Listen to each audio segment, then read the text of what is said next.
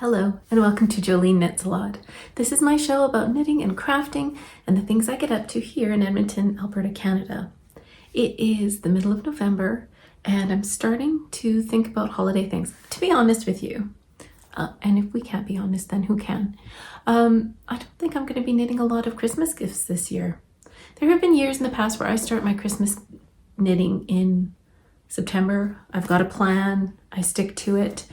But this year, I don't know. I have some gifts that I have knitted throughout the year and just sort of put away. But I don't feel like a pressing need to be cranking things out for people. And that feels kind of nice, actually. How about you? Where are you at with the holidays? If you celebrate the holidays, maybe you're the kind of person who likes to create things only for themselves, and there is absolutely nothing wrong with that. Or maybe you're the kind of person who puts a lot of energy into one special gift, and I think that that's amazing. I do have a lot of projects in various states of completion. I have plans, and I have sort of a surprise project that has landed in my lap that I'm sort of excited to tackle in the next couple weeks, and I'm happy to share those all with you in the next little while. So settle in, get comfy, grab a cup of something that makes you feel good, and pick up a craft if you want, or just settle in and be cozy, and let's dive in. Today I am wearing my Pop Rocks tee, Pop Rocks pullover. It's a long-ish sleeve version. I made it kind of bracelet-y length, and I went for a full-on rainbow effect. I used mostly Cascade Heritage, which is a sock yarn, comes in amazing colors. And I used some stash yarns that I had, and I whipped this up, I think in the summertime. It goes all the way down to this really bright purple at the bottom. And I sort of need to move this up in my rotation because it's such an easy piece to wear. I can just throw it on with some jeans, but it's cozy. It's warmer than just a plain t-shirt, and it's not so heavy that I'm sweating buckets. And if you too get a lot of perimenopause/menopause ads in your feeds, you might relate to the feeling of needing to be cooler sometimes. So yeah, this is my Pop Rocks tee. This is a pattern by Tana's Lovely of Tana's Fiber Arts. You can find information about this knit or a link to my Ravelry page in the show notes below. But if you're ever curious about what I'm knitting and you want to find out more about the projects I'm making, I try to keep my Ravelry page updated with information. I do have one and only one finished knitting object off my needles this week, and that is a pair of socks. Frequent viewers will know that I'm a big fan of Summerlee and her Cuff Clubs. Volume 2 started in August, and I have been diligently working on socks. Now, the November socks that came out, there's two options, which is always fun when there's two. One was a colorwork sock, and the other one was a really interesting cuff using dip stitches. I was going to say drop stitches, but I knew that wasn't right. The colorwork sock, if you ever watch Summerlee's YouTube channel, and I absolutely encourage you to because she is a gem, she's a delight. She was talking a little bit about the November socks this month, and I really enjoyed hearing sort of what some of her inspiration is. So I jumped onto the colorwork cuff. Summer is an American Indian. She is proud of her heritage, and I think that's amazing. And so she wanted to incorporate some motifs that are common for her culture into this sock. And so that just really made me more interested in knitting these socks, to be honest. These motifs here are like a tiny firebird, which I thought was really cool. Or they also kind of look like an eagle. And then these lovely motifs that were really, really straightforward and not very difficult to knit. None of these required catching your float, so it was sort of a nice and gentle colorwork pattern. If you're relatively new to knitting colorwork, I think these socks would be just fine. I used some Knit Pick Stroll, actually a lot of Knit Pick Stroll, I'll be honest with you. This one's Jackrabbit Heather. Oh, this one's actually some Cascade Heritage, I believe, in a pale peach color. And the red is some Polka Dot Creek Strawberry, I think, and they're perfect sock. So this is the only thing I have off my needles from the last couple of weeks. That's not to say I haven't been working on other things. Gentle knitter, when last we spoke, I was working on a cardigan pattern, and it looked like a hot mess, only because of where I was in the knitting. The sweater that I'm knitting is called the Aussie V cardigan, another cardigan by Tanis Lavallee. I've been really enjoying her patterns. I would say almost this year, I've probably knit 5 or 6 of her patterns. She just has a great aesthetic. I think she just looks really cool.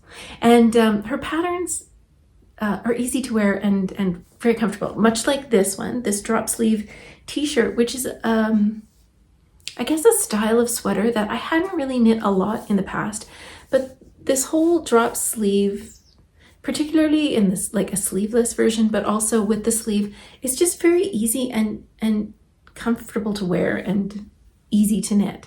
So I've really been enjoying that sort of aesthetic, and I guess exploring that more. In the past, I would say I have knit a lot of round yoke sweaters, either cardigans or pullovers, and I have liked those and they fit me well. But since finding some of Tanis's designs with this drop sleeve sort of boxy shape, I've really been enjoying that lately. So the Aussie V cardigan is a part of the greater Aussie collection, if you will. It's just a bunch of sweaters that are either cardigans or pullovers. They have a V-neck or a round neck, but they all feature a saddle shoulder, and I'll show you what I mean by saddle shoulder. I think it's a lot easier to see now that I've actually made some progress on my knitting. So let me get this into a shape that makes sense. Okay. So I'm knitting the V-neck cardigan, which is hard to see because my edges are rolling in quite a bit. But the saddle shoulder feature is this piece of fabric right here that sits on your shoulders. Let me show you one like this. You knit these first, and it's just a piece of knitting that covers from your neck to your shoulder. So in this case, it would be similar to this, I guess, pink stripe, but it goes right across your shoulder. And then you pick up stitches for the back and the front. So that's a saddle shoulder. Those saddle shoulder stitches are on hold now, and that will continue straight down the sleeve. So it will be continuous for this saddle section, and the rest I'll be picking up stitches around the armhole. It is quite, it's just a feature, I guess. And you'll see this sort of idea in Tanis's, the Getty tee. I'm going to pop a picture here, or here of my Getty tee, where this saddle section is actually made out of crochet granny squares. Very cute. Totally encourage you to go and knit that. Knit and crochet that. So this pattern is a little bit not fussy. It's just there's things to do. So you don't just cast on and go. You knit these 2 sort of square saddles that sit on your shoulders, and then you pick up in the back and you knit down to where the armholes would be, and then you knit each front separately to where the armholes would be. Then you join the whole thing and knit in the round. Not the round. You knit back and forth. I haven't knit a cardigan in quite some time, and I kind of forgot how much purling there is. Not that I hate purling. It's just you sort of get in the flow when you're just knitting. And this pattern mixes it up a bit. Anyway, I knit through all of that. And this, like some of Tanis's other patterns, the armhole, you don't really cast anything on at the underarm. You absolutely could. You could add that yourself. But in Tanis's patterns, you don't do that. And so I didn't do that. And then I just knit straight down. Last night, while watching a documentary on a portrait of Shakespeare, which may or may not be painted in his time, I'll be honest with you, I watch some weird documentaries when no one else is home. Shakespeare's portrait may or may not have been him. Who knows? We still don't know. So why did I watch that? I don't know. Anyway, I got to the end of my ribbing and I started doing my bind off. So as per usual, I have started an Italian sewn bind off, and this is what it's looking like. I think it's looking pretty good. I just like that rolled edge, and I find it to be a very nice finish. on my sweater. Now, because I was doing 2x2 ribbing down here, I did have to swap the position of some of these stitches here. So I did one row where I did exactly that. So I made sure I swapped stitches when I had to make sure I had knit one, purl one, knit one, purl one. And that's not as fussy as it sounds. And then the next row, I knit the knits and I slipped the purls with the yarn in front.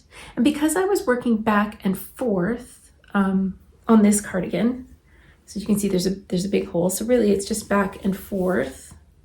So the next round I did the same thing. I knit the knits and I slipped the purls with the yarn in front because the purls on the opposite side were the knits from the previous. You all know this.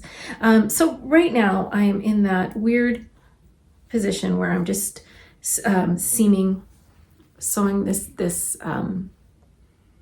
bind off. And I have to say I'm pretty excited about this sweater. I am using a yarn called Cory Wool. It's actually marketed as a fingering weight yarn by Sunday Fiber Co. And this sweater is written for a DK weight.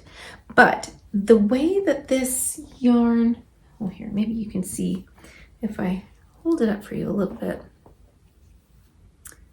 Several strands, lovely. It's quite a loosely spun yarn.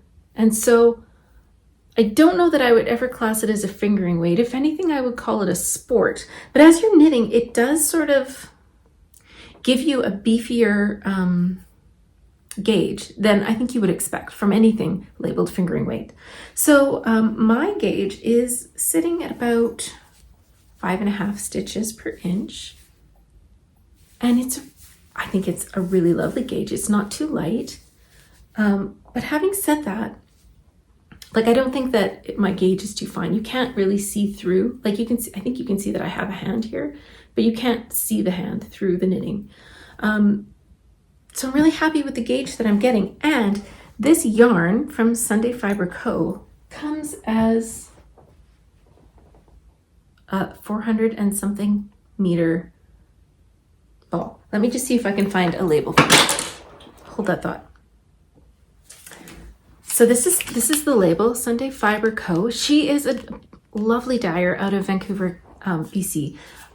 I have used her yarn in the past and really enjoyed using it. Her color sense is amazing and her marketing skills are top notch. If you ever are interested in really good marketing, follow her Instagram feed. She just came out with a 70s collection of yarn inspired by 70s colors, appliances, ads, and her Instagram feed is a delight. So go have a look at it. Anyway, also, more importantly, she is a lovely little individual. I say little because she's shorter than me and I'm not very tall. But my friend and I got to meet her and talk to her a little bit at Knit City, Vancouver, and she was just amazing. So lovely. So anyway, this is the yarn I'm using. It is Cory Wool and it is 450 meters. I'm showing you this so you don't know I'm not lying. 450 meters in 100 grams. It's crazy. But yes, she calls it a fingering weight. And as you can see, I'm covering up the price because here's the price. I just think it's a really fun yarn.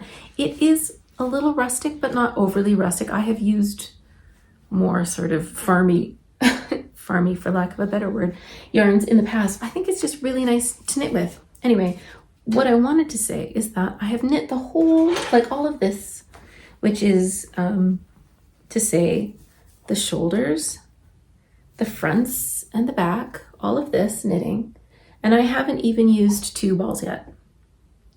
So I really think that you get a lot of bang for your buck with this yarn. As you can see, there is a little bit of striping going on. I have been careful to switch balls every 2 rows. And so what I've been doing is just, there's one edge where I switch. So I'll knit 2 and then I'll bring the other strand up and knit 2. And that I think has given me, well, like there is a bit of striping happening, but this is hand-dyed yarn and there is going to be variation in the yarn. But I think that the color distribution is actually quite good. Now, the next thing I think I'll be doing is picking up and knitting the sleeves. I do have like 2-part balls or still left over from the 2 I was knitting this with. And then I have 1 more ball. So I'm going to have tons of yarn. But what I wanted to show you was the yarn I'm using for the button band, because again, in my quest to be as cool as Tanis Lavallee, I'm shamelessly copying her aesthetic. So she used 2 colors here at the neckline. I think that she may have used a deep green and a red. I've got a blue and a red. So what it's going to be is this blue and then the red, like that, on the button band. Obviously, much narrower stripes than these balls. So when I was in Vancouver at Knit City shopping with my friend, we both were shopping for this cardigan, and we both bought similar base colors, and then we split 2 balls. So we each have 50 grams of these yarns. Again, this is the Cory wool from Sunday Fiber Co. This color I believe is called The Night Before, and this one is called Team Zizou. This is actually the same color I used in my sweater, whose name I cannot remember. Oh, my jean sweater. I'm going to show you right here. Same color, different base. So it's going to look like this for the edgings. And yeah, I'm actually getting excited for that, for the edgings, because it's going to be fun to see the colors and how it sort of brings the piece together. But once I've finished this seaming job down here, I'm going to knit some sleeves. And fortunately for me, I think the sleeves are only 16 inches. Because of the nature of the saddle shoulder, it is a bit, again, of a drop sleeve. So here is the shoulder, and it kind of sits off my shoulder here. So if the top of my shoulder bone is like right here, you can see how much of the shoulder drops off the side. So I don't need to knit as long of a sleeve because I've already got sort of some of that fabric covering my arm up here already. And that's my Aussie V cardigan. Now, I think I told you earlier that Summerlee Sock Club Volume 2, November, has 2 charts. And she does that every once in a while. Not every month has 2 charts. And some months, at least in the previous Cuff Club, were definitely more challenging. But this month has 2 charts. One was the colorwork cuff, which I finished. And they were super fun to knit. And then the next one was a more interesting dip stitch for the cuff. And so when I saw them, I knew I wanted to knit both. I have the dip stitch sock pattern. The way that Summer wrote it was to include some helical knitting so that you could do 1 row stripes basically for the whole sock. And I loved the idea of that, but I had a set of self-striping sock yarn that I really wanted to use this month. So I opted out of the helical knitting, but I opted in to the dip stitches. The yarn I'm using is by Comfy Cozy Knits, fabulous dyer of self-striping yarns, and she is very local to me. Hi, if you're watching. I'm using some yarn called Oh What Fun, and I have a 50 gram skein. That's the thing I also really appreciate about Comfy Cozy Yarns is you can get 50 grams of the self-striping, and that is a great amount for me to make socks with. I don't need more than that if I'm using a contrast color for things like cuffs, toes, and heels. I did get a contrast color for this sock, and it's called Ginger or Gingerbread. I'll put that on the screen right here. And her minis, or the accompanying color, is a 25 gram ball. So I know that it's quite generous. Now, let me show you. This is the dip stitch that we were talking about. And in Summerlee's most recent YouTube video, she does in fact show you exactly how to do this stitch, which I think was really helpful. Let me just stretch it out because it is kind of ribbed, and so I think it's easier to see if you can see the purl stitches in between each. Now, the dip stitch is created by sort of zipping down a few rows, pulling a loop through, knitting a few stitches, pulling a loop through. The instructions in the pattern are very clear, as well as Summer's instructions. But let me tell you that this cuff was actually, it was a bit of a beast to knit. It took me a while. Those dip stitches, while they're not difficult to do, can be a little bit fussy. But I have to say, I'm quite happy with the effect. Summer describes these as sort of looking like stalks of wheat, and I would have to agree. But what's really nice about this cuff is it's really gushy. And that is a technical term for a sock or fabric with a lot of bounce and volume. I may have made that up. So what a fun cuff to knit. And then I just broke into the self-striping yarn and had at her.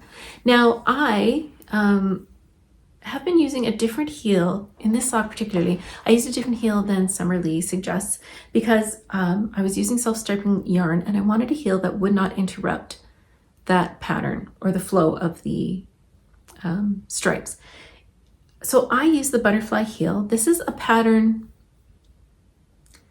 a portion of a pattern, I guess, by K.F. Jones of the Bakery Bears. She has inserted this into a number of different patterns. The one that I like, that I have knit several times, is the Fairground socks. So if you purchase the Fairground sock pattern, which is a lovely pattern. In fact, I'm wearing Fairground socks right now. I'm not gonna bother to show you because no one needs to see me trying to get my foot up here. However, the heel is great and it does not interrupt the stitch count of the stripes. So it keeps the stripes perfectly the same. So the butterfly heel, which I'll show you right now, looks a lot like a short row heel, but it's not.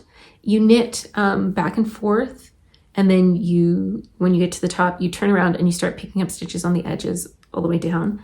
I won't give you the secret sauce, but that's how it's constructed. And the reason that I like this more than, let's say, a short row heel is that the edges, let's see if I can show you appropriately. And I think I've shown you this in the past, but I feel like the edges on this butterfly heel are a lot more cohesive. Is that the word? My issue with the short row heel is that there's often little holes or gaps in your knitting on these two edges. And with this butterfly heel, you don't get that. It's just a really nice cohesive fabric. So if you're interested in this heel, again, it is a for purchase pattern and it is included in, for sure, the Fairground socks and probably other socks by K. Jones, but the Fairground one is the one that I have used. So whenever I pull out some self-striping yarn, I pull out my copy of the Fairground sock pattern. And lately, in an aside, lately I have been using my iPad more and more to use for patterns. I read them off my iPad. I find that very easy, but certain patterns I use a lot. And so I just print them and I have a copy on hand. And when I go to knit that pattern, I just pull it out. One of them is this heel pattern, and another one is Andrea Mowry's Everyday Socks. So it's a pattern I use a lot, so I just keep it. I keep a copy of it in my sock drawer, and whenever I'm using that pattern, I just pull it out and I know that I have a paper copy of it. You probably don't even care, but anyway, that's what I do. For those of you who needed to know that. Now, I am zipping away on my sock. I just think these colors are so much fun. It is called Oh What Fun, so that's very appropriate. But it just reminds me of very gingerbready sort of colors. And I am zipping away towards the toe. So this is the second, or the other, pattern in Summer Lee's Cuff Club Volume 2, November, if you're interested. And that, indeed, is all the knitting on or off my needles for the last couple weeks. And now for Joline Spins a Bit. I have been spinning a bit. If you recall last time, I was working on a spin that was a 2-ply, and it was my first attempt at a fractal. So I had taken the braid, which I'm still new to spinning. I'm still new to spinning, period. The idea of spinning a braid also is still quite new to me, but I took the braid and I split it in half. One half I spun end to end, the other half I divided into 3 and spun those end to end, and those 2 plies I plied together. I have finished plying them, and it is quite a yarn baby. This feels very large to me. This is some fiber that I picked up when I was in Seattle, and I had taken a day trip to Bainbridge Island, and This is from La Mercerie. The dyer is called Pigments and Ply, and I think that, oh, I can't remember what this colorway is called. Anyway, this very dense yarn baby is complete. I'm pretty sure it's like a fingering weight at the moment. When I give it a wash and hang it up, it may bloom a bit and puff up, but currently that's what we're looking like. And I am very interested to see a couple things. What sort of weight, and by weight I mean gauge, of yarn this turns out to be, and how many meters it is. I feel like it's the most meters of any of my spins thus far, but I always think that, and then I weigh it and I'm like, oh, or I measure it and it's exactly the same as everything else I've done. Now, I am just going to quickly see how much this yarn baby weighs. 110 grams. So, I mean, it is quite a bit of yarn that I've created, and I'm sort of excited to see, again, the gauge of yarn I got and how many meters I got, but I have no plans for this yarn as of yet. It's very pretty, but it's also not necessarily colors I knit with all the time, but I think it might be really fun to use as color work. We'll see. Ideas in the show notes below. My next, oh, I'm sorry, I didn't tell you that this is some Blue Face Luster BFL. And I think that this was my first attempt at spinning BFL. The interesting thing about this braid was that the fiber did have some, like, portions every once in a while. There was a bit of yarn that was like a deep, deep brown. And it was a different texture than the rest of the yarn. So it may have been from, I don't know, a different part of the fleece of the animal, or it may have just been mixed in, I'm not sure. But I did find that interesting and a little difficult to spin because it didn't draft as nicely as the rest of the fiber. My next project is going to be spinning up some merino that I have. This is some stuff I got from Little Blue Fiber Studio here in Edmonton. And this is merino. It's different than the braid. I think you can see that, I mean, right off the bat. In the braid, the color sections seem to be short and horizontal, whereas this, the color striations are very much vertical and through the length of the yarn. This color is called Starry Night. It's some extra fine merino, and my plan for this is just to spin it in 3 sections, make a 3-ply essentially, similar to one that I made for a friend of mine not too long ago. But I might try and pull out some of the colors so that I have, for example, this bright aqua blue as 1 ply, or as much of that as I can, and then maybe a deep blue ply. I guess time will tell if I'm actually successful in that. I have no idea. That's just what I think I would like to do, but the reality is I'm going to spin this as a 3-ply and we'll see what we get.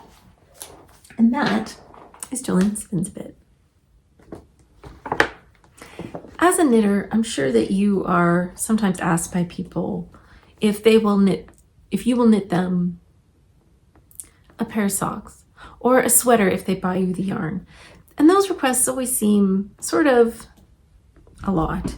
A lot of people who don't knit don't understand the effort and the time and the energy that go into making something. But recently I was asked to finish a project that was started by someone who is no longer with us.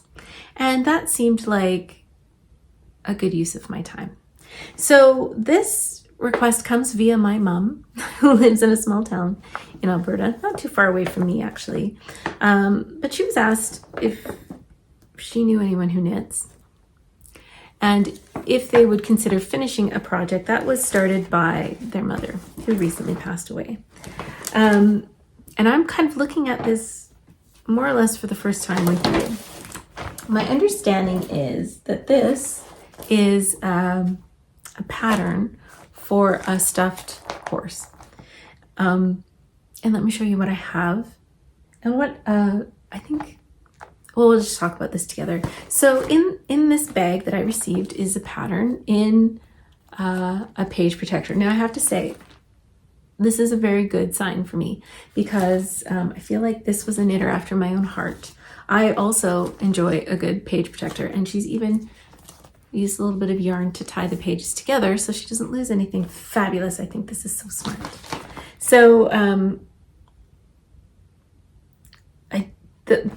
the tricky thing is that this pattern is it's from the Wayback Machine, so it's not necessarily a pattern I could find or even find pictures of. And there isn't a picture of the finished object. What it does tell me is, if you like this horse, you could knit a cow too. Thanks, internet, not super helpful. However, I think that what this does is gives me a little bit of an idea as to the structure of maybe what this horse is going to look like, because I feel like the shape is probably pretty similar. Okay, I've got the pattern. I've got some hopefully instructions that are going to work for me. Good start. Now let me show you what else I have. Now this is a pattern that, I mean, this project, there's a lot already finished. First, I have three very long double pointed knitters or needles. Interesting. I can't remember the last time I saw DPNs this long, but that's okay. This is actually good because now I can see what size needle the knitter was actually using. Fabulous. I've got yarn. So I've got some of this white yarn. So that's good because I have no idea how I would identify yarn if I didn't have bits of it. There's also a brown. And I've got some pieces that have been knit. I have got a couple of tubes. I'm not sure what I've got going on here. Okay, let me show you this first. I've got this piece. Interesting. And it's got like a bit of a V up here, and it's got a hole over here. Any ideas would be much appreciated. And if you've knit this, let me know in the show notes below. I may be asking you lots of questions. So about that piece, I've got this piece, which again, I've got some stitches that maybe have just fallen off those needles. Not exactly sure what this piece is going to be. And then I have this piece, which I'm guessing is like the body. So, I mean, I've got a good start. The nice thing about this is that I've got some knitting done. So I can actually measure the gauge and make sure I'm getting the same gauge as the knitter was. And I have a couple pieces that have already been made. And I've got the yarn. So this is my first attempt at creating or knitting from a pattern that I don't have a picture of. So I'm sort of behind the 8 ball a little bit there, although I may be able to suss this out on the internet if I really start Googling around. I've got the instructions, and so now what I just need to do is sort of figure out what pieces I have and what pieces I need to make. Now, I'm a little confused because I've been told that I'm knitting a horse, but these seem to be instructions for a cow in the sense that there's definitely an udder, a tail, and teats. So that seems strange. But actually, I think I'm actually knitting a cow. Story changes. Because in the note on the second page, it says, with duplicate stitch, embroider brown spots on body after completion. So that makes sense. Even though I don't have a graph, I'm just going to be, I guess, winging that. All right, this this could be a little bit more challenging than I originally thought, but we're going to tackle it and we're going to see where we get. I do need to get some scraps of tan, brown, pink, and black felt. I think I have all the other materials I need except for a small cowbell. So if you know where I can source a small cowbell, I'm thinking Michael's, I would really appreciate that. So this is something I'm going to be tackling, I think, in the next couple of weeks. So it looks like I'm actually making that. And I'll let you know how that goes. Fingers crossed I can get this done. But let me know if this is something that you have ever done, and if you have tips and tricks about finishing up a project that that you didn't start. I'm looking forward to being able to finish this and get this back to the family, because I think that would be a really nice feeling to have something finished from someone that you loved. And that's why I think I was very happy to at least have a look at it and see what I could manage in terms of completing this project for some people who probably would really appreciate it. So that is unexpected and interesting project that has landed in my lap. I have been sort of not jumping to work on that. I think partly because it just seemed very I think until I looked through all of it, it seemed a little bit daunting, I'll be honest. But I think once I get going with it, I think that it should be manageable. But I will let you know how I make out with the mystery horse that is not a horse. In fact, it is a cow. Now, once I complete the cow project, I have some completely unrealistic expectations for my ability to knit in the next couple of months. Let me share. I have been in the last few years taking part in Andrea Mowry's it's more of a challenge, her sock challenge in November. And that is when knitters such as you or I attempt to knit a pair of socks over a long weekend. It's always over the Thanksgiving weekend in the United States, which works for me because I've already celebrated my Thanksgiving. So I don't have to cook or make fancy dinners or pies or anything. I just get to knit.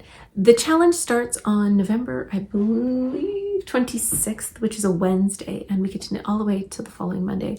The challenge being to knit a pair of socks. The sock this year is the Ooey Gooey socks. It's a pattern recently put out by Andrea Mowry, and I have knit the sweater, so I'm familiar with the pattern. The only but the only thing I think that takes a little bit more time are the welts, and then there's color work. So I dove into my stash and I looked for some yarn that I thought would be a good choice for this yarn, or for this pattern. Now I have this Zauber ball, crazy Zauber ball. This was leftovers from a birthday gift last year from a dear friend of mine. She sent me a pattern and yarn to make 3 pairs of socks for 3 months. It was my own personalized sock club.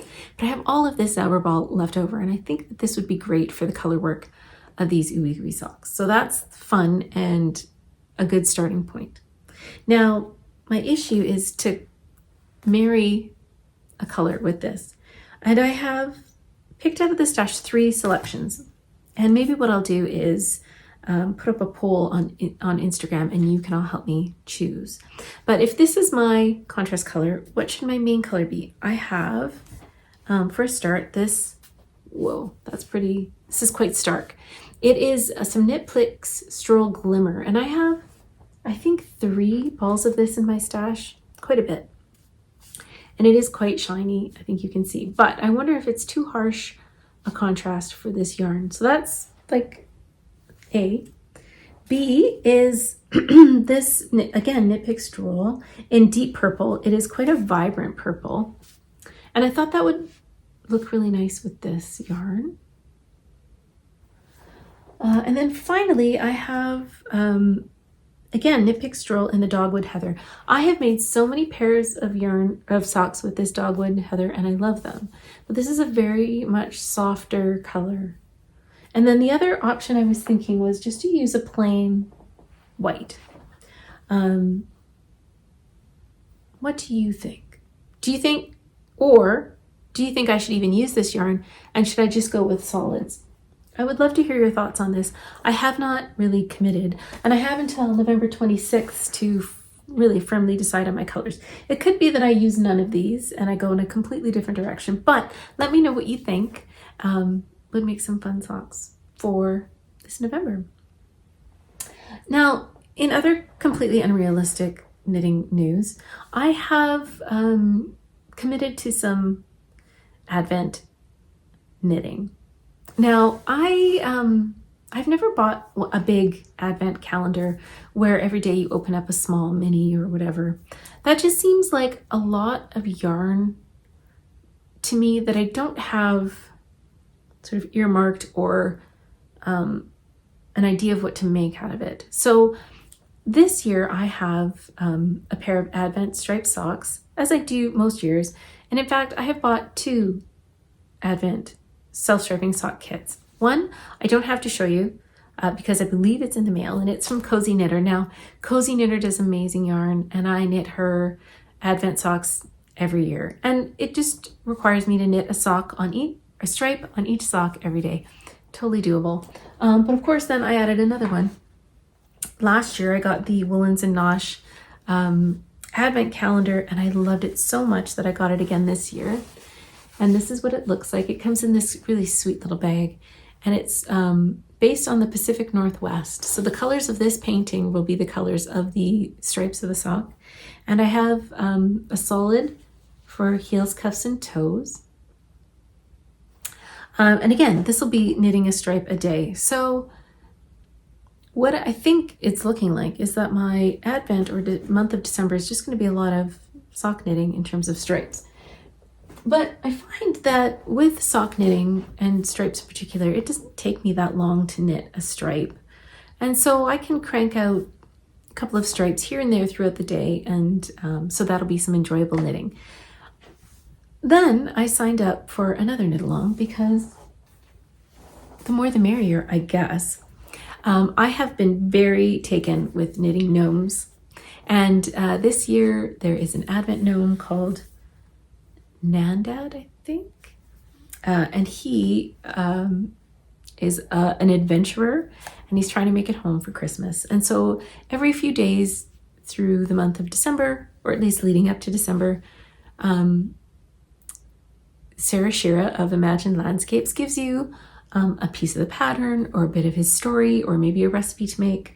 I don't know. This is my first year partaking, but I did get myself a little kit so that I can make Nandad. Now, I'll show you the yarn that I got. This is from That Yarn Habit. That Yarn Habit is a lovely dyer and maker out of Grand Prairie, Alberta. She's often at vending at markets that I attend, and this is her little kit for making Nandad. This is the Pine Tree Lodge color, so you can see here. And it comes with a pair of cross-country skis, or skis just in general. So Nandad is going to be a skier. And I love an accessory. Who doesn't? So this is going to be something that I'll be working on a little bit throughout December too. Now, I have done some mystery gnomes, and I don't find the knitting portions of the gnome to be overwhelming. Often it's a little bit of knitting, maybe an hour or two of knitting every few days, and I anticipate it will be similar for Nandad. So that is all of the outrageous expectations I have of myself in the next little while. So I'm going to be knitting a pair of socks in a long weekend, and then I'll be knitting a couple pairs of socks, self-striping for Advents, and a gnome, plus the December Cuff Club Volume 2 sock in November, and possibly a holiday sweater. Are any of you experiencing delusions of grandeur? just me? I don't know. Part of me thinks, wow, that's a lot of knitting. And part of me enjoys the challenge of trying to get all of that done. Now, on top of that, there's going to be get-togethers and holiday baking and shopping and decorating. And I know that something may have to fall to the wayside, and I'm totally okay with that. But I do think it's exciting to challenge myself. And let me know if you too are challenging yourself for this holiday season. If you've got some big plans that you aren't sure you're going to be able to complete, then just know that you're in good company, because I too have probably overstretched my abilities, but stick around and we'll find out. Thank you so much for joining me today. I hope in the next couple of weeks you find time to knit a cow or horse, whatever it is that you like to do. I know in the next couple of weeks I plan on knitting a lot. Take care, and I'll see you soon.